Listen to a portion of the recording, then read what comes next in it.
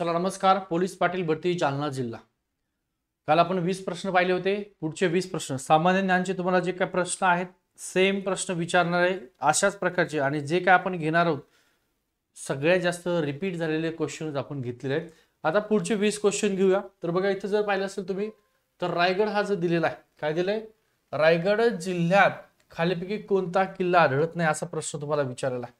कुठला किल्ला आढळत नाही, प्रश्न काय एकदा वाचायचा आहे का नाही. मग तुम्ही पाहिलं असेल की रायगड दिसतंय मग रायगडच आहे. प्रश्न बघायचा आहे विचारले का तुम्हाला, नाही विचारले. रायगड जिल्ह्यात खालीपैकी कुठला किल्ला नाही असं तुम्हाला विचारलंय. मग रायगड किल्ल्यामध्ये जिल्ह्यामध्ये हा सुद्धा आहे. कर्नाळा हा किल्ला रायगडमध्येच येतो. त्याच्यानंतर द्रोणागिरी हा सुद्धा किल्ला रायगडमध्येच येतो. आणि रायगड हा किल्ला तर रायगडमध्येच, हे काही सांगायची आवश्यकताच नाही. मग रायगडमध्ये नसणारा किल्ला आहे अजिंक्यतारा किल्ला. मग हा कुठल्या जिल्ह्यामध्ये येतोय, तर हा येतो सातारा जिल्ह्यामध्ये. कुठला जिल्हा, सातारा जिल्हा आहे. या सातारामध्ये हा अजिंक्यतारा किल्ला येतो. सेम तुम्हाला प्रश्न किल्ल्यावरती 1 ते 2 प्रश्न विचारतात. कर्नाळा हा किल्ला कुठला आहे, रायगडचा आहे. बघा रायगड आहे, कर्नाळा. आणि दुसरा आहे तुम्हाला यावर नरनाळा. काय, नरनाळा हा सुद्धा किल्ला. आता कर्नाळापासून रायगड लक्षात कसं ठेवायचं, बघा हे रा घ्यायचं आणि हे क घ्यायचं. काय, रा क. किंवा किंवा हे क घ्यायचं आणि हे रा घ्यायचं. क कुठलं, कर्नाळ्याचं क घ्यायचं आणि रायगडचं र घ्यायचं. ठीक आहे, असे तुम्ही ट्रिक लक्षात ठेवा, लक्षात राहील. आणि नरनाळाचं काय, अकोला लक्षात ठेवायचं. मग ती ट्रिक लक्षात ठेवा आणि हे लक्षात राहतं. नरनाळा अकोला आणि कर्नाळा रायगड. पुढचं आता हे सोपंच. काय सोपं आहे, लोणावळा आणि खंडाळा ही थंड हवेची ठिकाणे, हवामानाची ठिकाणे कुठल्या जिल्ह्यामध्ये आहे. लोणावळा आणि खंडाळा कुठल्या जिल्ह्यामध्ये आहे. आता हे सांगायची आवश्यकताच नाही, तुमच्या गाण्यातून सगळ्याला माहिती आहे. लोणावळा आणि खंडाळा कुठल्या जिल्ह्यामध्ये, लोणावळा आणि खंडाळा हे थंड हवेचे ठिकाणे कुठं आहे, तर पुण्यामध्ये. मग साताऱ्यामध्ये कुठलं आहे, तर महाबळेश्वर थंड हवेचे ठिकाण साताऱ्यात आहे, महाबळेश्वर. मग छत्रपती संभाजीनगरमध्ये कुठं आहे, तर म्हैसमाळ थंड हवेचे ठिकाणे, म्हैसमाळ. त्यानंतर नंदुरबार मध्ये कुठलं थंड हवेचे ठिकाणे. ठीक आहे, तर लक्षात ठेवा साताऱ्यातलं छत्रपती संभाजीनगर आणि पुण्यातले यावर प्रश्न तुम्हाला विचारलेला आहे. आणि तोरणमाळ हे सुद्धा तिकडे नंदुरबार मधलं थंड हवेचं ठिकाण आहे. त्याच्यानंतर महाराष्ट्रातील अष्टविनायकाच्या 8 स्थानापैकी 5 स्थाने कुठल्या जिल्ह्यात आहे. म्हणजे एकूण 8 अष्टविनायक महाराष्ट्रामध्ये आहेत. या 8 अष्टविनायकापैकी 5 अष्टविनायक कुठल्या जिल्ह्यामध्ये आहेत, तर बघा एकूण 8 अष्टविनायक आहे. किती आहेत, टोटल 8 आहे. या 8 पैकी 5 कुठे आहेत, तर 5 अष्टविनायक पुणे जिल्ह्यामध्ये. एकूण 5 अष्टविनायकाचे मंदिर आहेत किंवा अष्टविनायक आहेत गणपतीचे. त्याच्यानंतर नगरमध्ये 1 आहे आणि नगरचं नाव आता अहिल्यानगर झालं, लक्षात ठेवा. आणि रायगडमध्ये 2 आहे. असे टोटल अष्टविनायक हे 3 जिल्ह्यात, पुणे, रायगड आणि नगरमध्ये. बघ प्रश्न जसा तुम्हाला आता विचारला की 5 अष्टविनायक हे कुठल्या जिल्ह्यात आहे, तसं फक्त एकच अष्टविनायक कुठल्या जिल्ह्यात आहे, जास्तीत जास्त 1 नगरला, जास्तीत जास्त 2 रायगडला आणि 5 पुण्याला. हे तिन्ही पण महत्वाचे लक्षात ठेवा. त्यानंतर तुम्हाला गोदावरी नदीचं विचारतं उगमस्थान. गोदावरी नदीचं उगमस्थान कुठं आहे, कुठं उगम पावते गोदावरी नदी, तर गोदावरी नदीचं उगम पाम महाबळेश्वर, भीमाशंकर. ठीक आहे, त्र्यंबकेश्वर कुठं गोदावरी नदीचा उगम होतोय, तर महाबळेश्वर, त्र्यंबकेश्वर, भीमाशंकर. तर महाबळेश्वर इथं या गोदावरीचा उगम होतोय आणि गोदावरी महाबळेश्वर नाशिक या जिल्ह्यामध्ये उगम होतो. ठीक आहे, चला पुढं जे काही नदी प्रणाली आहे त्यात तुम्हाला सगळ्या नद्या आपण घेतलेल्या आहेत. तो सुद्धा नदी प्रणालीचा व्हिडिओ बघून घ्या, ऍप मध्ये दिलेला आहे. आणि तुम्हाला जर पोलीस पाटील भरतीची बॅच जॉईन करायची असेल तर बघा पोलीस पाटील भरती. कुठली पोलीस पाटील, जालना जिल्ह्याची पोलीस पाटील भरती. पोलीस पाटील भरती जालना जिल्हा तुम्हाला जर जॉईन करायची असेल, पोलीस पाटील भरती कुठला जिल्हा आहे, तर जालना जिल्ह्याची सध्या चालू आहे. उद्यापासून फॉर्म भरायला सुरुवात जालना जिल्ह्याची आहे. पोलीस पाटील भरतीसाठी हा आपला नंबर आहे 9552 62 95 63. या नंबरला तुम्हाला हाय पाठवायचा आहे व्हॉट्सअपला आणि पोलीस पाटील भरती होऊन पाठवायचंय. आपलं श्री अकॅडमीचं ॲप आहे, त्यामध्ये तुम्हाला सगळे प्रश्न, सगळे उत्तरं, त्याच्यासोबत महत्त्वाचे जे काही तुम्हाला प्रश्न विचारले ते सगळे घेतले जाणार आहेत. आणि बॅच घेतल्यानंतर तुम्हाला प्रश्नपत्रिका, नोट्स, सराव प्रश्न सगळे रेग्युलर दिले जाणार. रोज तुम्हाला प्रश्नपत्रिका प्रोव्हाइड केली जातील. आणि तशा नाही ॲपमध्ये तर तुम्हाला वैयक्तिक व्हॉट्सअपला सुद्धा पाठवले जातील, जे तुम्ही दिवसातून 2 वेळेस जरी वाचले तरी पोलीस पाटीलला सर्वात जास्त प्रश्न त्यातून रिपीट होतील. ठीक आहे. बॅच जॉईन करायचं असेल तर 955262 हा नंबर इथं 3 आहे बघा, 955262 दिसतोय नंबर, हाही पाठवा आणि गोविंद नबलसर नावाने सेव्ह करून ठेवा. इथं काय कृष्णा आणि वारणा दिलंय तुम्हाला, काय कृष्णा आणि वारणा ह्या नद्याचं संगम स्थान. मग महाराष्ट्रात इतर नद्या त्यांचं सुद्धा संगम स्थान सगळं तुम्हाला दिलेलं आहे, तिथं नोट्स मध्ये सुद्धा मिळणार आहे. कृष्णा आणि वारणा या नद्याचा संगम हरिपूर सांगली या ठिकाणी होतो. कुठलंय? हरिपूर सांगली या ठिकाणी कृष्णा आणि वारणा या 2 नद्याचा संगम स्थान आहे. पुढचा प्रश्न बघा, ताडोबा राष्ट्रीय उद्यान हे कोणत्या ठिकाणी आहे? कोणत्या ठिकाणी मध्ये कुठल्या जिल्ह्यात आहे? ताडोबा राष्ट्रीय उद्यान कुठल्या जिल्ह्यामध्ये आहे? चंद्रपूरला आहे का, नागपूरला आहे का, गोंदियाला आहे की बोरिवलीला आहे? तर ताडोबा राष्ट्रीय उद्यान हे कुठल्या ठिकाणी आहे? तर चंद्रपूर या ठिकाणी ताडोबा राष्ट्रीय उद्यान आहे. मग नागपूरचं कुठलं उद्यान आहे, गोंदियाचं कुठलं आहे, बोरिवलीची सगळी तुम्हाला त्या नोट्स मध्ये माहिती दिलेली आहे किंवा बॅच मध्ये सुद्धा घेतलेलं आहे. पुढचं, धुळे शहर कोणत्या नदीकाठी वसलेलं आहे? कयाधू, धाम, पांझरा की तापी?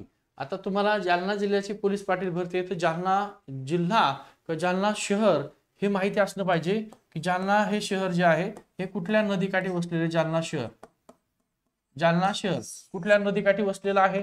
तर कुठली नदी आहे? कुंडलिका नावाची नदी आहे. कुठली?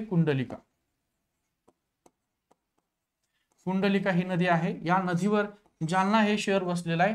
तसं धुळे शहर हे कुठल्या नदीकाठी वसलेलं आहे, नाशिक शहर कुठल्या नदीकाठी वसलेले, ही सगळी माहिती तुम्हाला नोट्स मध्ये मिळून जाईल. तर धुळे हे शहर कुठल्या नदीपाशी वसलेलं आहे? तर पांझरा ही जी नदी आहे या पांझरा नदीच्या काठी धुळे शहर वसलेलं आहे. महाराष्ट्र राज्याची स्थापना कधी आहे किंवा महाराष्ट्र राज्याचा स्थापना दिवस कधी असं विचारलंय. स्थापना दिन कुठला आहे, कधी महाराष्ट्राची स्थापना झाली आणि कुठला दिवस हा महाराष्ट्र दिन म्हणून साजरा केला जातो आणि तोच दिवस कामगार दिवस म्हणून सुद्धा साजरा केला. महाराष्ट्र राज्याची स्थापना दिन कधी स्थापन झाली, महाराष्ट्र राज्य कधी स्थापन झाले? तर 1 मे 1960 ला महाराष्ट्र राज्य झालं. द्विभाषिक राज्य होतं. 1 मे 1960 ला आपलं महाराष्ट्र वेगळं झालं आणि गुजरात वेगळं झालं. गुजरातींचं गुजरात, मराठी बोलण्याचं महाराष्ट्र असे 2 राज्ये त्या ठिकाणी वेगळे झालेले आहेत. आणि मग महाराष्ट्र दिन कधी आहे? तर 1 मे. कुठला आहे? 1 मे हा आपण महाराष्ट्र दिन म्हणून साजरा करतो. 1 मे महाराष्ट्र दिन. प्रश्न विचारतात दिन विशेष महाराष्ट्र दिन खालीपैकी कुठला आहे? आणि यालाच 1 मे लाच काय म्हणतात? कामगार दिन. काय म्हणतात? कामगार दिन.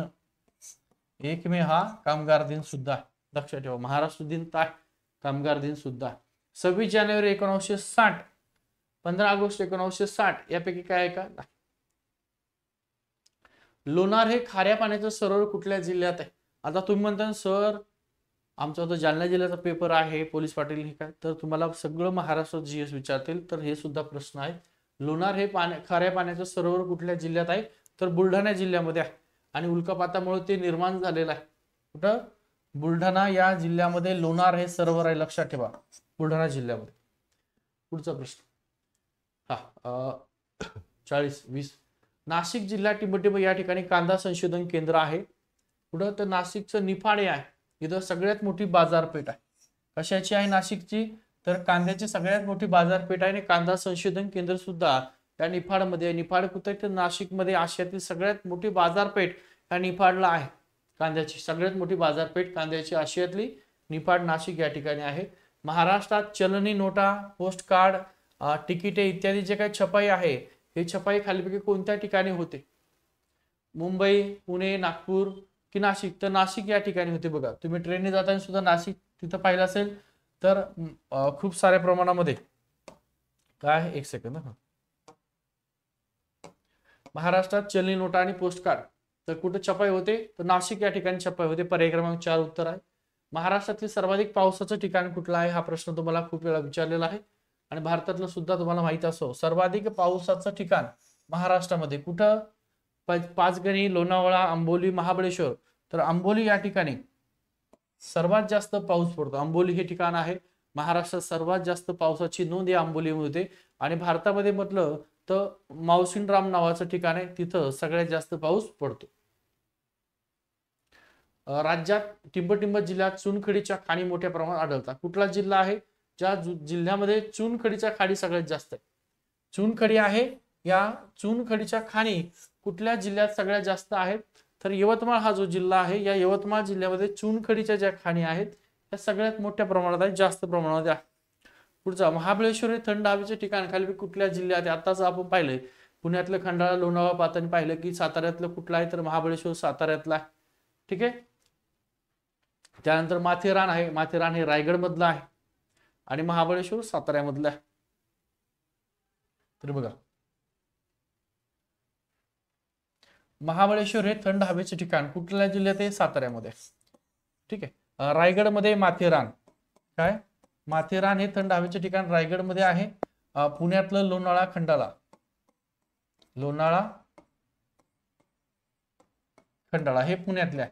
ठीक आहे, एवढं लक्षात ठेवा. याच्यावर प्रश्न आहे, माथेरानवर प्रश्न आहे आणि महाबळेश्वर थंड हवेचे ठिकाण कुठल्या जिल्ह्यात आहे याच्यावर सुद्धा तुम्हाला प्रश्न आहे. माथेरान हे थंड हवेचे ठिकाण खालीच प्रश्न आहे तुम्हाला कुठे आहे, तर रायगड या जिल्ह्यामध्ये आहे. मत्स्योत्पादनामध्ये महाराष्ट्राचा देशात कितवा क्रमांक लागतो? पहिला, दुसरा, तिसरा, चौथा? तर मत्स्योत्पादनामध्ये महाराष्ट्राचा तिसरा क्रमांक लागतो. कितवा? तिसरा. मत्स्योत्पादन म्हणजे माशाच्या उत्पादनामध्ये महाराष्ट्राचा हा देशामध्ये कितवा क्रमांक लागतो? तर तिसरा क्रमांक महाराष्ट्राचा लागतो. पुढचं, पानझडी वृक्षाची वने कोणत्या विभागामध्ये आढळतात? विभाग दिलेला आहे. जिल्हा तुम्हाला विचारलाय का, तर विभाग विचारता डायरेक्ट. कोकणामध्ये, मराठवाड्यामध्ये, पश्चिम महाराष्ट्र, विदर्भामध्ये कशाची पानझडी वृक्ष आहेत? पानझडी वृक्ष म्हणजे त्या ठिकाणी पाने गाळतात. ठीक आहे, सागाचे जे वृक्ष आहेत ते जास्त प्रमाणात पानं गाळतात. असे पानझडी वृक्षाचे वने कुठल्या विभागामध्ये आढळतात? विभाग दिलेला आहे. मग कोकणात, मराठवाड्यात, पश्चिम महाराष्ट्र, विदर्भामध्ये सगळ्यात जास्त ह्या पानझडी वृक्षाचे काय वने मोठ्या प्रमाणामध्ये आढळतात. काय उत्तर याचं? विदर्भ. 38 नंबरचा प्रश्न, केळी उत्पादनासाठी प्रसिद्ध असलेला जिल्हा कुठला आहे?